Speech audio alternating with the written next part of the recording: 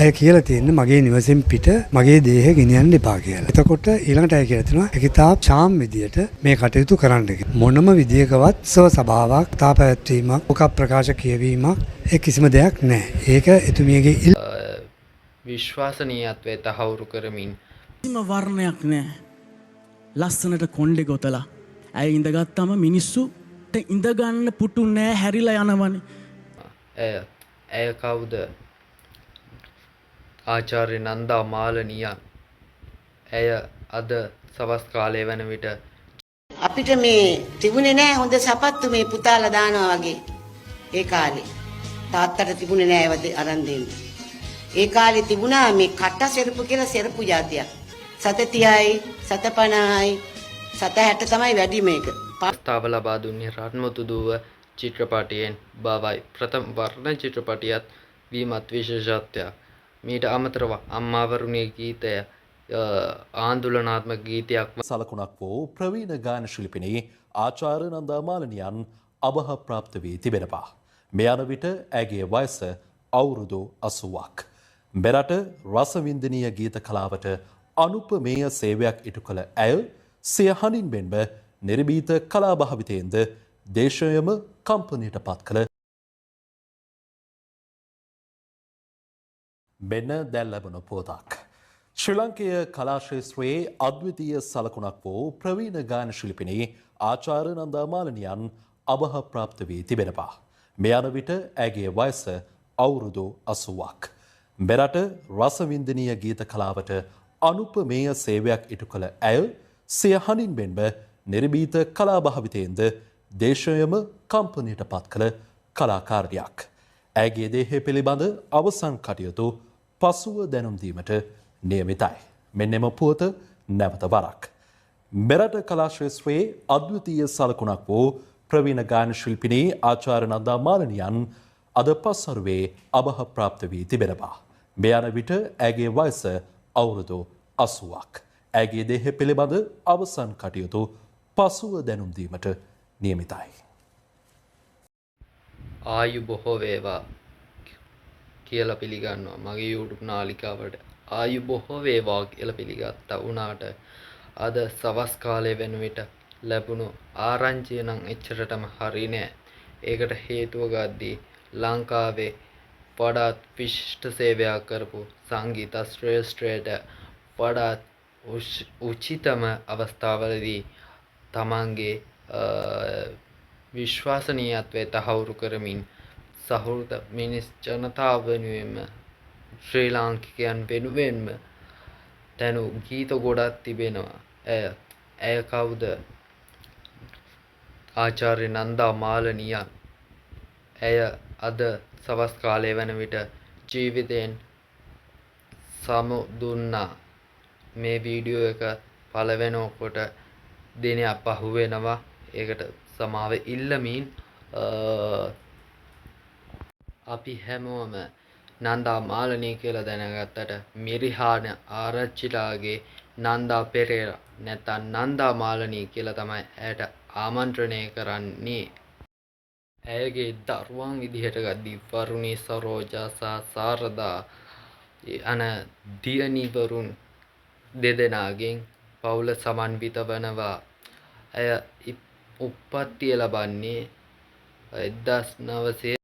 ඇය උප්පත්තිය ලබන්නේ 1943 අගෝස්තු මාසයේ 23 වෙනිදාය. ඇය උපත ලබන ප්‍රදේශය වන්නේ අලුත්ගම ප්‍රදේශය. කෙසේ වෙතත් මිය යන විට ඇය සිටියේ නාවලපිටිය ප්‍රදේශයේ. මීට අමතරව ගත්තොත් අපි දැන් යමු වෙනවා ශ්‍රේහාන් මිහිරංග සිරුස්ටා වැඩසටහනේ ඉදිරිපත් කරපු විශේෂ කතාවක් වෙත. ඇය ගැන වර්ණනාත්මක ප්‍රකාශයක් වෙත. හඬකට ආදරය කරන්න මූලිකවම වගකීම ගන්න ඕන මාධ්‍ය ආයතන. මාධ්‍ය ආයතන පුරුදු කරන හුරුව තමයි අවසානයේ ජනතාව බදාගන්න. එතකොට දැන් වෙලා තියෙන්නේ ශිහාන් මිහිරංගට මට වෙන කවුරුත් උදාහරණයට ගන්න නැහැ මම. මට සීට් 1500ක් පුරවන්න මං කොච්චර කැම්පේන් එකක් කරන්න ඕනද? නව පරපුරේ. කොස්ටියම් කීයක් අපි ඩිසයින් කරනවද? කොච්චර ලොකු සෙට්ස් ගහනවද? ලයිටිං වලට කොච්චර වීදම් කරනවද? සවුන්ඩ්ස් වලට, බෑන්ඩ් වලට. කැම්පේන් එක මාස 3ක් විතර කරලා තමයි අපි සහ මේ වර්තමානයේ කලාකරුවෝ හවුස්ෆුල් කරන්නේ. හැබැයි හඬට තියෙන තැන මම කියන්නද? විශාරද නන්දා මාලනියන් කිසිම වර්ණයක් නැහැ. ලස්සනට කොණ්ඩේ ගොතලා ඇය ඉඳගත්තාම මිනිස්සුට ඉඳගන්න පුටු නැහැ, හැරිලා යනවනේ. අදටත් එහෙමයි. එතකොට එහෙම ආදරය කරන මිනිස්සු පිරිසක් එළියේ ඉද්දී ඇයි හඬට වෝට්ස් එන්නේ නැත්තේ? අපි මේක හදන්න ඕන, අපි මේක පුරුදු කරන්න ඕන කියන එක තමයි මම හිතන්නේ.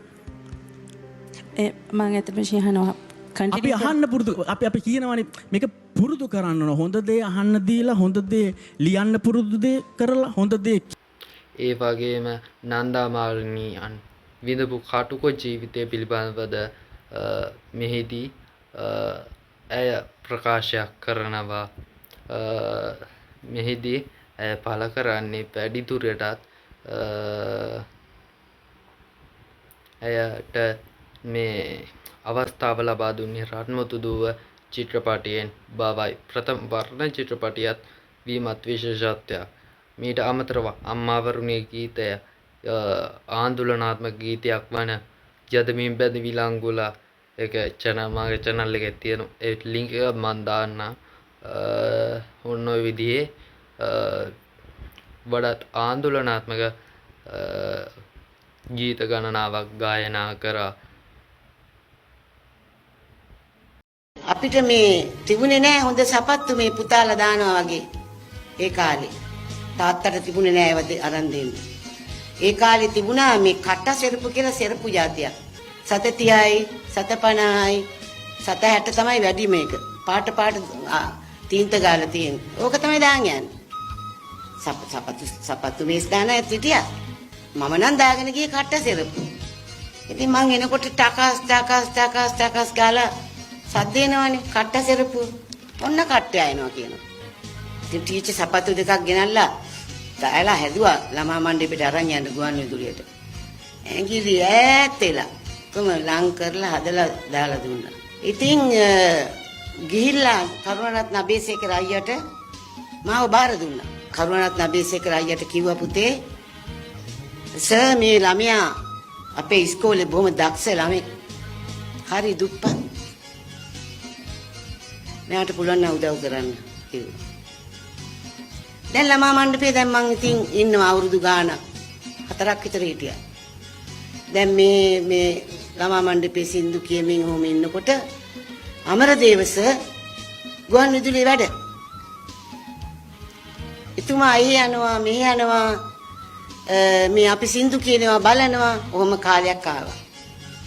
ඔහොම ඉන්නකොට එතුමාට හම්බුණා ලංකාවේ පළවෙනි වර්ණ චිත්‍රපටිය 1962 64 චිත්‍රපටිය ආවට අපි 62 සින්දු කිව්වේ. එතුමාට හම්බෙච්ච පළවෙනි චිත්‍රපටිය ශ්‍රී ලංකාවේ පළවෙනි වර්ණ චිත්‍රපටිය මේ කිසිම කෙනෙක් දන්නේ නැති මාව තෝරගත්තා එතුමා මේ චිත්‍රපටයේ ගීත ගායනා කරන්න. ගලන ගඟ කී ජීවිතේ දයාලු ලෝකයේ මිහිර පතා ආදරේ ලපලු නටයි ගං තිරේ. ඔන්නෝම කිව්වයිද 1962. ඕම එන්නකොට ගුවන් විදුලියේ එකතු වුණා මේ අද ඔයගොල්ලෝ දකින්නවනේ රියැලිටි ෂෝස්. මෙන්න මෙහෙම තරගයක් තිබ්බා ගුවන් විදුලියේ. ඒකට කිව්වේ යාෂීප් ගීත තරගය. ඒ කියන්නේ ටින්කිරි ටින් එකක් දැන්වීමක් හැටියට තමයි ඒ වැඩසටහන කළේ. අන්තිමට තරඟ කළා මමයි වික්ටර් රත්නායකයි. තරඟ කළේ. මම දින්නා. මම එක වික්ටර් රත්නායක දෙක. ඊට පස්සේ මොකද ඒකෙන් වෙන්නේ? පළවෙනි දිනපු එක්කිනාට හම්බ වෙනවා බොම්බායට යන්න අවස්ථාවක්. ටිකට් එකක් දෙනවා බොම්බායට යන්න. ඉතින් මම තාත්තට කිව්වා අනේ තාත්තේ අපි මොන දකින්න බොම්බායක්ද අපිට බොම්බායක් අපි දන්නේ නැහැ. අපිට යන්න දන්නෙත් නැහැ. අපිට එහෙම එකක් නැහැ. අපි ගිහිල්ලා මේකට මේ යන වියද මේ මහත්යලගෙන් ඉල්ලමු සල්ලි. එතකොට අපිට මොන හරි දෙයක් කරන්න පුළුවන් කියලා. ඒ ගමනේ තාත්තා කිව්වා ඉතින් ඔහොම දෙයිද බං අපි දන්නේ නැහැ කියන්න කියලා. ඒ තැනට ඒ ආයතනයට ගියා. ඔය මේ කොටුවේ මේ ඔර්ලෝසු කනුව ළඟ. ගිහලා ඉතින් මමම තමයි පැනලා කිව්වේ මහත්යලට. මාව අඳුරගත්තා ඉතින් තරංගෙන් දිනලානේ මම. මං කිව්වා මේ මහත්තයා අපිට බොම්බායට යන්න අපි දන්නේ නැහැ. අපිට ඒක එපා. අපි හරි දුප්පත්. අපිට පුළුවන් නම් මේකට සල්ලි දෙන්න කිව්වා. ඒ ගමනේ කීයද සල්ලි දුන්නා මට ඇත්තටම ඒක තමයි මතක නැත්තේ. සල්ලි දුන්නා. කිසි දෙයක් ඒවා මේ ඇහුවේ නැහැ. සල්ලි දුන්නා ඒගොල්ලෝ. ඒ ගමනේ ඉතින් හරි ආසයි තාත්තටයි මටයි. ඉතින් මං කිව්වා තාත්තා අපි දැන් මොනවා හරි හොඳට කමු. දැන් අපි එහෙම දේවල් කාලා නැහැ. ඒ ගමන අපි ඔය චැටම් වීදියේ තියෙන තැනකින් මට හොඳට මතකයි එළවලු රොටියක් කාලා සරුවත් බිව්වා. ආරාසයි කටස් කාලා රයිස් කැට දාලා සරුවත් හදනවා. හොඳ සරුවත් එකක් බිව්වා. බීලා දැන් එන ගමන් තාත්තට මං කියනවා මොකද අපේ තාත්තා ටේලර්නේ. තාත්තා ඇඳුම් මාන්නේනේ. තාත්තා ඇඳුම් මදින්නේ මේ අඟුරු විස්තරිකේ. අඟුරු අරන් එනවා සල්ලි වලට. ඉතින් චූටි උණ බම්බු කෑල්ලක් මෙහෙම තියාගෙන ඒ අඟුරු දාලා තාත්තා ඉතින් පිඹිනවා. ගින්දරෙන්ද. තාත්තගේ කොණ්ඩේ මොළුවේ ඔක්කොම මුළු ඇඟේම දුම් අර කුඩු යනවා. හරි දුකයි අපිට ඒක බලන්න. ඒකෙන් තමයි මදින්නේ කෝට් මේ සේරම දේවල් මදින්නේ. ඉතින් උකත් මට තිබුණා පොඩ්ඩක් ඔළුවේ මේක.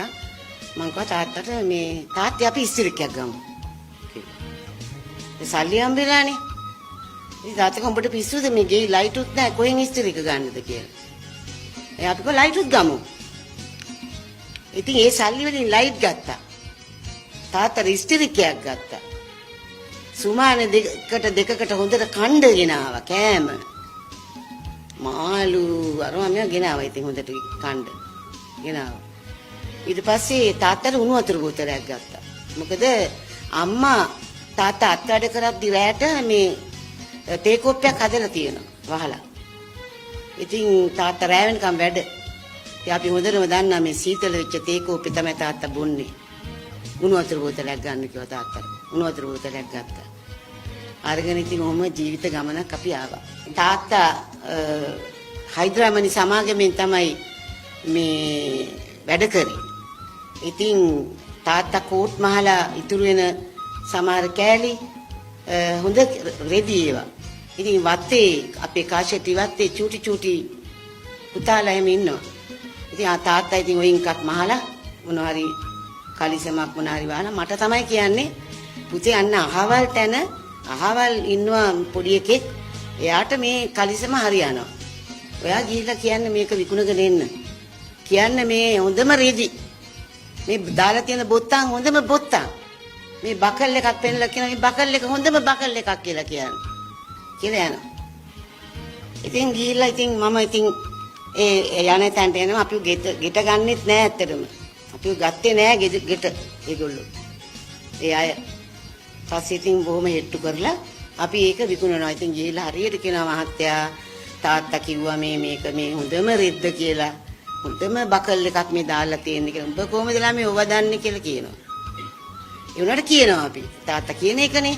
ඊළඟ සල්ලි මේව කරලා අරගෙන ඇවිල්ලා ඔන්න ඔහොම තමයි දුවේ පුතේ අපේ ජීවිත ගමන අපි ගෙනිච්චේ මේ විදියට.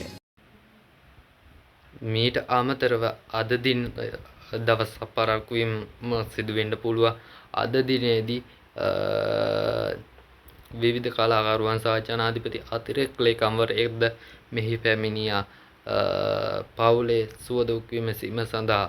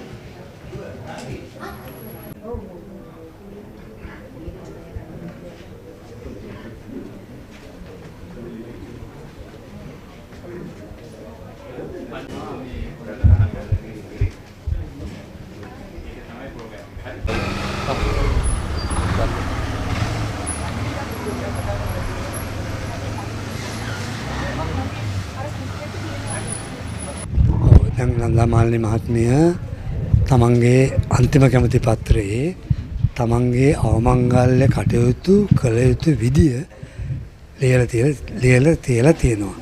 ඉතින් අපි හැම කෙනෙක්ම මේ පවුලේ සමාජිකයොත් සියලු දෙනා ඒ අන්තිම කැමති පත්‍රයේ තිබුණු විදියට තමයි කටයුතු කරන්නේ. ඒ නිසා ඒ කැමති පත්‍රයේ තිබිච්ච කාරණා අනුව හෙට ඒ කියන්නේ සිකුරාදා උදේ 10ට නන්දාමාලිනී මහත්මියගේ දේහය ඇය පදිංචි වෙලා හිටිය අංක නවලපාර අංකතිය විජයබාමාවත නන්දාමාලිනී සංගීත ආශ්‍රමයට ගෙන එනවා. ඊට පස්සේ ඇයගේ දේහය සෙනසුරාදා පස්වරු 3:30 දක්වා මහජන ගෞරවය සඳහා නිවසේම තැන්පත් කරනවා. බොහෝ දෙනා අපෙන් ප්‍රශ්න කරන්න පුළුවන් ඇයි එහෙම කරන්නේ වෙන තැනකට මේ ඉඩකඩ තියෙන තැනකට ගෙනියන්නේ නැත්තේ ඇයි කියලා. ඇය කියලා තියෙන්නේ මගේ නිවසෙන් පිට මගේ දේහය ගෙනියන්න එපා කියලා. එතකොට ඊළඟට ඇය කියලා තියෙනවා හැකිතාක් චාම් විදියට මේ කටයුතු කරන්න කියලා. ඒක නිසා අපි තීන්දුව කළා මේ පවුලේ හැමදෙනාම අනිද්දා සෙනසුරාදා පස්වරු 3:30ට දේහය මෙහෙන් අරන් යනවා රියපෙරාරකින් අරගෙන ගිහිල්ලා බොරැල්ලේ කනත්තේ ආදාහනාගාරය තමයි කටයුතු කරන්නේ. මොනම විදියකවත් උත්සව සභාවක් කතා පැවැත්වීමක් ශෝක ප්‍රකාශ කියවීමක් ඒ කිසිම දෙයක් නැහැ. ඒක එතුමියගේ ඉල්ලීම. ඉතින් අපි ඒ ඉල්ලීමට පිටු නොපා අවමංගල සභාවක් නොපවත්වා හවස 5ට තාම චාම් විදියට මේ අවමංගල කටයුතු කරලා අවමංගල කරන්න තීරණය කළා තියෙනවා. ආගමික වතාවත් සිද්ධ වෙනවා සෙනසුරාදා උදේ 10ට මේ නිවසේදීම පාන්සූලය කරනවා. ශ්‍රී ලංකාවෙන් බැහැර රට රාජ්‍යවලත් හඳුන්වන්නේ ජාතියේ යශෝරාවය කියලා. මට ඊටාම කෙටියෙන් කියන්න තියෙන්නේ ඒ වගේ ජාතියක යශෝරාවයක් එහෙම නිවෙන්නේ නැහැ. ඒක නිහඬ වෙන්නේ නැහැ. ඉතින් මම ඊටාම කෙටියෙන් කියන්නේ ජාතියේ යශෝරාවය සදාකාලිකයි. අපේ හදවත්වල හැමදාම ජීවත් වෙනවා. ඊටාම කනගාටුදායක පුවත දැනගත් විගස ගරු ජනාධිපතිතුමා අපිව දැනුවත් කළා මේ සම්බන්ධයෙන් ලබා දිය හැකි උපරිම ගෞරවය එතුමියට ලබා දෙන්න සහ ඒ වෙනුවෙන් රජයේ පාර්ශ්වයෙන් විය හැකි ලබා දිය හැකි උපරිම අනුග්‍රාහකත්වය රාජ්‍ය ගෞරවය සඳහා කරුණු සොයා බැලීමට අපි අද දවසේ පවුලේ සමාජිකයන් සමග සාකච්ඡා කරා. මේ මොහොතේ ඔවුන්ගේ කාරුණික ඉල්ලීම උනේ අපේ අග්‍රගණ්‍ය කලාකාරිනියගේ නන්දාමාලිනියගේ අවසාන කැමැති පත්‍රයේ පරිදි රජයේ කිසිදු අනුග්‍රහයක් ලබා නොගෙන මේ කටයුතු සිද්ධ කරන්න ඊට ගෞරව කරමින් අපි රජයේ විදියට මේ මොහොතේ දිය හැකි අයට දිය හැකි ගෞරවය ලබා දෙනවා ඒ අයගේ අන්තිම කැමැති පත්‍රයට අනුව. මම රෝෂන් ගමගේ ජනාධිපති ජේ.එස්. රතිරේක ලේකම්. එන්නේ නම් අදට සමුගන්නවා සියලුම ජනතාවට වගේම මේ වෙලාවේ සෑම පුද්ගලයෙක්ටම ශෝකාකූල අවස්ථාවක් වෙනවා. ඒ වගේම කිව්වොත් පවුලටත් අයගේ පවුලටත් ශෝකය පළ කරමින් ඇයට නිවන් සුව අත් වේවා කියලා අපි ප්‍රාර්ථනා කරනවා.